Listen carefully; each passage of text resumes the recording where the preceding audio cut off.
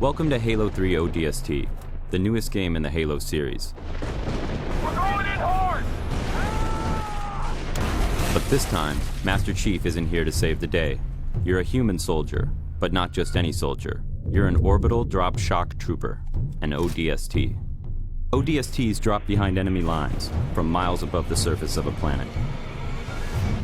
In this short, we follow the journey of one soldier, Tarkov, from the moment he is inspired to become a soldier, through his coming of age on the battlefield, and as he becomes a leader. Our story begins with a military funeral.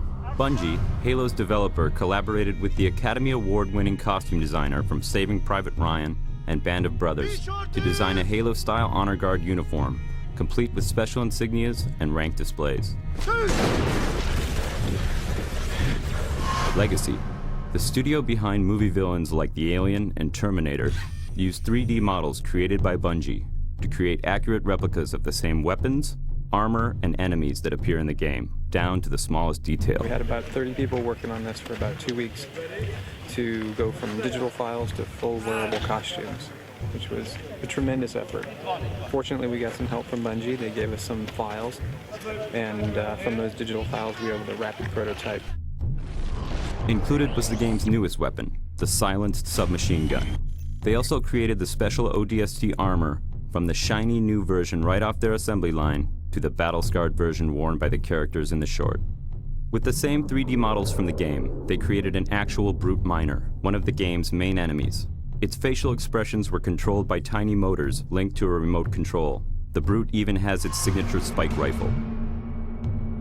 Paratroopers today use parachutes, but 500 years from now, the parachute has been replaced by a drop pod. Drop pod is a single-man method of insertion, so you can think of it almost as a manned bomb. This is the way that ODSTs insert into battle. They drop in from orbit in single-man pods, the doors blow off, and they come out fighting. To replicate a drop, an interior section of a single pod was built. Then the visual effects artists at Asylum created a dizzying freefall view and comped in view screens to show other ODSTs and the pod's various gauges and controls. But some of the biggest stars of the film were the various locations. The battle scene was shot at the bottom of a strip mining coal operation. This location served as the planet where our rookie ODST has his first drop. With some help from the pyrotechnic crew, Asylum created the intense firefight, falling drop pods, Covenant Banshees, and of course the climax of Tarkov's encounter with the Brute.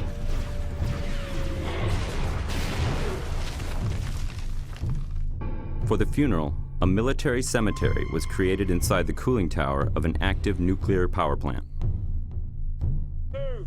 Just outside the tower, a mud pit, an obstacle wall, and a razor wire course were created to simulate ODST training. Our drill instructors, actual Hungarian Special Forces soldiers, fired blanks as the recruits crawled through the razor wire. Finally, the shoot moved to an abandoned Soviet aluminum refinery. This is the location of the final Battle Cross memorial scene. Tarkov, now older, pays his last respects to a fallen squad mate, then leads his young soldiers into battle once again.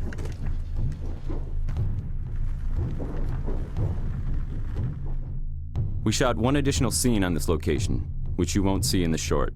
In fact, you will only see it here, right now.